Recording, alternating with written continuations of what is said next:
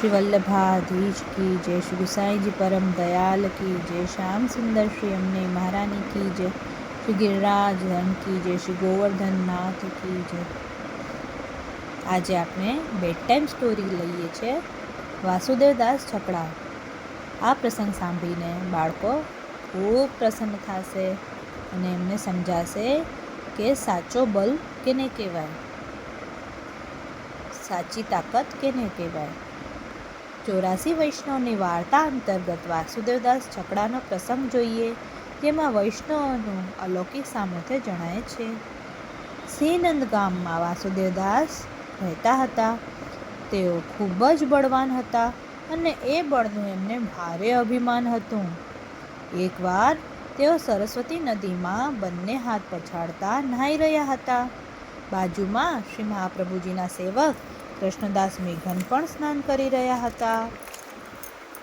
ત્યારે કૃષ્ણદાસ મેઘને વાસુદેવદાસને સહજ ભાવે કહ્યું, ભાઈ જરા ધીમેથી નહાઓ ને, જુઓ કેટલા છાંટા ઉડે છે।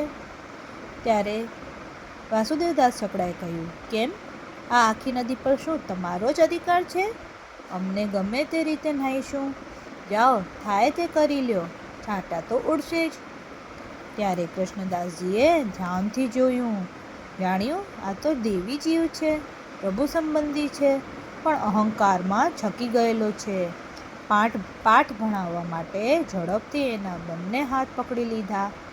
શુક્લકડી કૃષ્ણદાસે પકડેલા હાથ અત્યંત શારીરિક બળ ધરાવનારા વાસુદેવદાસ ઘણું જોર આજમાવવા છતાં પણ છોડાવી શક્યા નહીં। તેમને આશ્ચર્ય થયું, નક્કી આ શારીરિક બળથી વિશેષ કંઈક છે। લૌકિક બળની સામેનું એ વિશેષ આત્મબળ વલ્લભ્ય વૈષ્ણવતાનું સામર્થ્ય હતું। વાસુદેવદાસે કૃષ્ણદાસની ક્ષમા માંગી, પોતાને પણ એવી વૈષ્ણવતા મેળવી આપવાની વિનંતી કરી। કૃષ્ણદાસ તેમને શ્રી મહાપ્રભુજી પાસે લઈ ગયા।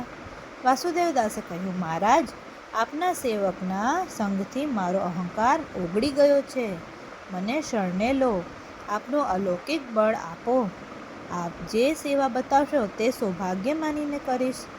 શ્રી મહાપ્રભુજીએ વાસુદેવદાસને પુષ્ટિ માર્ગમાં દીક્ષિત કર્યા। પછી વાસુદેવદાસ છકડા શ્રી વલ્લભની કૃપાથી નિષ્ઠાવાન ભગવત ભક્ત બન્યા। શ્રી વલ્લભાધીશ કી જય।